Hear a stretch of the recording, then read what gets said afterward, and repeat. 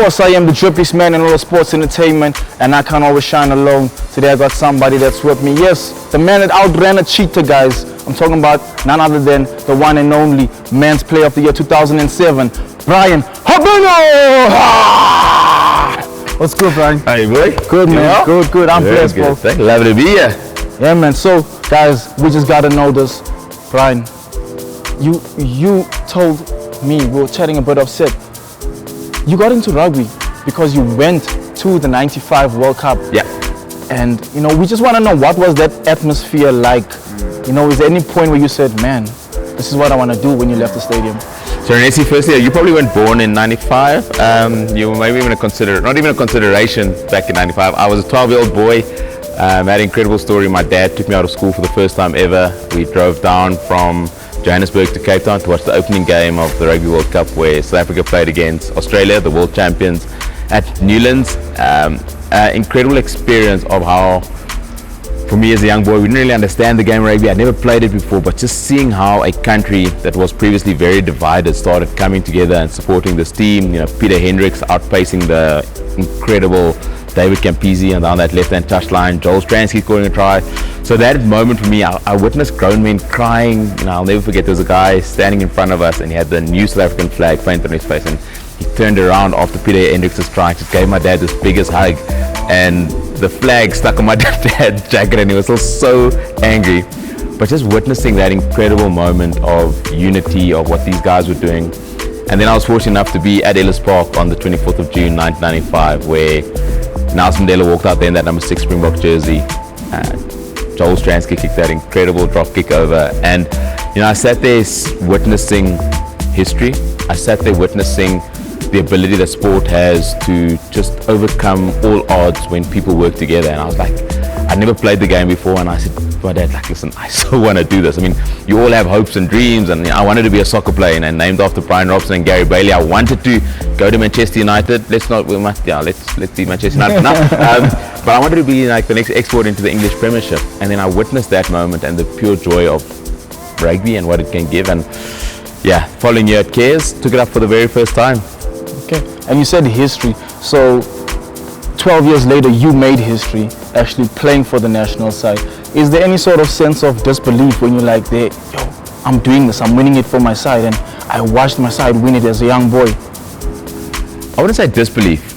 You start out and you have this hope, you have this dream, and you're so extremely passionate to achieve it. But there are just so many other young boys and girls now that want to become, national heroes, play for the national rugby team. So I started out, my first ever game of rugby was for the under-14 G side at King Edward's, like A, B, C, D, E, F, G. I was even shorter than you, or now. But it was just being able to now play a game that I'd absolutely been inspired to play a year prior. I'll never forget, I think I scored 2 tries on my first ever game, but I couldn't pass with my left hand. I was so short, my shoulder pads hit my neck. And then, you have this hope, you have this dream of one day trying to emulate what the team of 95 did. And there's no clear path. Like everyone says, you got to work hard, you got to sacrifice, you got to dedicate. And yes, you have to do all those things. But I think for me, when I made my debut in 2004, that in itself was probably the biggest moment of my career. All the accolades come, because there's people that supported you, there's hard work, sacrifice, dedication that have been put into that. But for me, being a supporter, fan in 95 and witnessing that perspective was incredible, because it instilled a sense of inspiration and dream. Being on the other side in 2007, we were the first team to win the trophy outside of South Africa. We then came back to South Africa not knowing, there was no social media. Facebook was sort of the biggest thing, we were wondering how many Facebook friend requests we were getting. There was no Facebook fan pages, no Instagram, Twitter, no Snapchat, TikTok, none of this. So we came back to South Africa, and I then got to see as a player what it was like back in 95 as a player, witnessing young kids in the rural townships of the Eastern Cape running a kilometer barefoot behind the bus. Yes, to get a glimpse of the trophy and the heroes, but to get a glimpse of hope, and to then be on the other side and understand the contribution you've made in making people's lives better, giving people hope, inspiring, was pretty spectacular, and something that I'm eternally grateful for. Well, Bryan, you're a champion. We clearly step into our world of champions a little bit. I gotta ask you, Growing up, you said you were a massive WWE fan. Just share some of those memories with us a bit. Ronessi, I mentioned earlier that you weren't born in 95. You weren't even a consideration or thought back in the 80s. I was born in 1983, and South Africa, we were isolated from international sports, because of the apartheid legacy. So our rugby team wasn't playing international teams. Our soccer team wasn't playing anywhere international. Our cricket team wasn't playing internationally.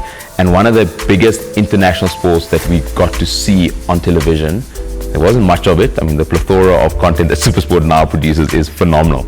But we were very limited, and WWF, which WWE was called back then, was one of those incredible international sports that we literally got spectacles that we got to experience. And I think the Royal Rumble started in the late 80s, about 87 or 88.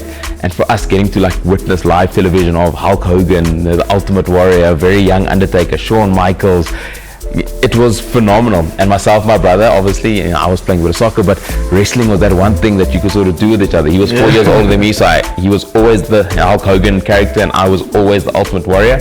Probably because I was very wild, and would run around the house. I didn't have the long hair that the Ultimate Warrior had, but you tie a headband around and dominate each other. But yeah, WWE, back in the late 80s was a really incredible enjoyment for us as young kids. Well, it sounds like Bryan Habana knows his thing when it comes to WWE, guys. I've got to know, there's that massive match, the main event of WrestleMania coming up. Cody Rhodes, the American Nightmare, taking on the Tribal Chief, Roman Reigns. We want to know your pick. Who is taking that? No, so for me, Roman Reigns, I think he's been dominating something ridiculous. I think it's 800 or 900 days, something scary. Yeah. And his actual dominance has literally dominated everyone in the ring, outside the ring. He's become a true entertainer in every form of the word. And I just can't see him relinquishing, his title. He's the chief for a reason. And as much as there will be a little bit of resilience from Cody, I think Roman's got this one. Okay. And then there's another name. I don't know, it might ring a bell. I've got to ask you, Ridge Holland. Have you heard the name before? So I've heard the story. Obviously not a rugby union player, a rugby league player, different format, but someone that has transitioned from a professional rugby player to another sport. I think a few have tried getting into the NFL, the likes of Christian Wade, Jared Hayne tried getting in NFL as well from a rugby league perspective. But yeah, rugby league different.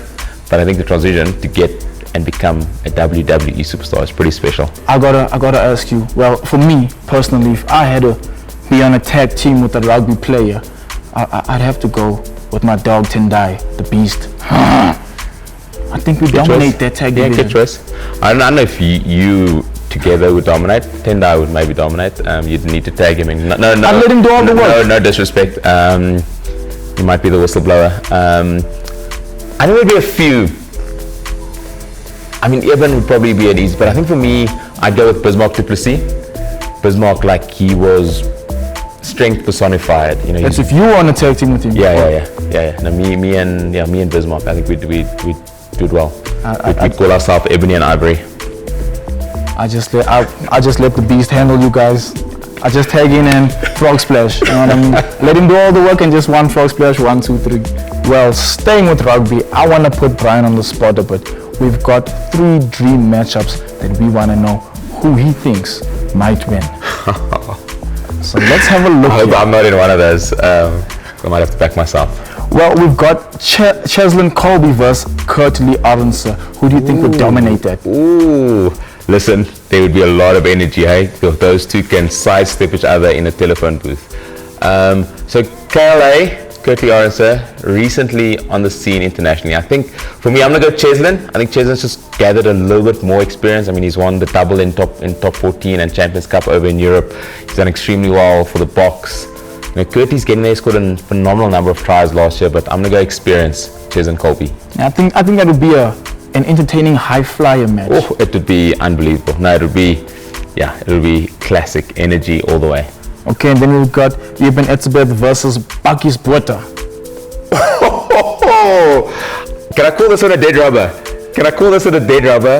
There will be a lot of blood. Yo, that'll be intense, eh? Sure. You think they put on an Iron Man match? Yeah, Last man standing? I'm gonna call it dead rubber. They're gonna knock each other out. Both of them relentless, will never give up. Both of them incredibly strong. Eben might have a little bit more energy, staying power, but yo, Bucky's is hard, eh? No, I'm gonna say it's a dead rubber. It's a tie. Now that's a tie. Brian can't decide. Yeah, I'm sitting on the fence. That one. He's on the fence on that I love one. both of you though. He doesn't want to get phone calls after this. Okay, so we've got one more, and that's Captain Siya Kolisi versus Skulk Burger. This is in their prime, eh? In their prime. All of these is in their primes. Listen, so for me, Siya Kolisi would definitely be the people's champion, like The Rock. I mean, inspirational in every sense of the word. Skulk Burger in his prime was just a menace. Eh? I mean, I'll never forget Jake White used to tell us, like, Skulk Burger in our team is like having 19 players, because literally Skulk makes a tackle every second tackle. Like, he'd tackle and tackle again, and he'd be like shouting at me or shouting at Jean de Villiers or everyone else, why must Skulk be making tackles for you? No, I'm gonna go with Skulk. Skulk's hands would cover both mine and your heads, not just my face. So would Skulk be a Stone Cold Steve Austin and Siya The Rock? Probably. No, that would be a good correlation between the two. But yeah, I'm gonna go. And Skulk loves a beer, so I mean, him likes Stone Cold, chugging down the beers, winning. I'm gonna go Skulk Burger that. And I love you though, Siya. He's the people's champion. No, but Scala, what a man. Okay. Well, there you have it, guys. Bryan Habana joined us on JAMBO WWE. We always tell you this is your show for the African universe. You never know what can happen. But for myself, Ronessi, I'll see you next time. Right. But I gotta ask you, man. One more question. Yeah. Me and you. What? Like me and you. What? Like we had a matchup. Me and you. Yeah. Yeah. What would happen? Yeah. What would happen? Well, do you really want to know what happened? You wanna? No. Finish him.